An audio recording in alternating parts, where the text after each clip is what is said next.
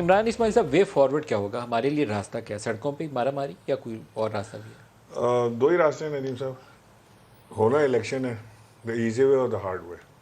یہ حکومت میں ایزی وے کیا ہے؟ جی جی ایزی وے کیا ہے ایزی وے یہ ہے کہ امیکیبل ہو جائے، ابھی کوئی بات کر لیں گے، الیکشن کی تاریخ طے اور کر ہارڈ لیں، وے کیا ہے؟ Let's do it. Hard way March میں پتہ لگ جائے گا.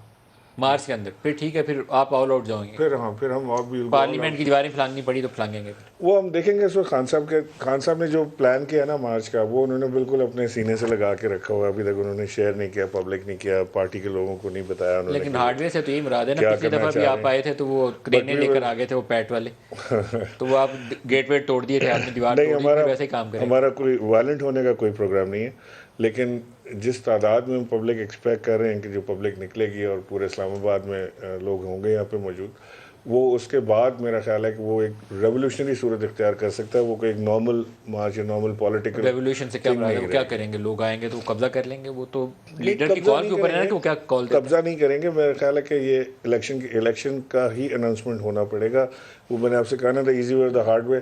دا ایزیسٹ نہیں وے مانتے کہ یہ شہباز صاحب. ابھی وہ گئے ہوئے کہتے ہیں. ہیں میں نہیں کراتا الیکشن. پھر کیا کریں گے؟ زرداری صاحب نے تو آج کہہ دی. پھر ہم خان صاحب بتائیں گے کہ ہم کیا کریں گے. ہم 126 دن کا دھرنا کر چکے ہیں، ہمیں پھر دیواریں پھلانگیں گے آپ. اس کا تجربہ بھی ہے.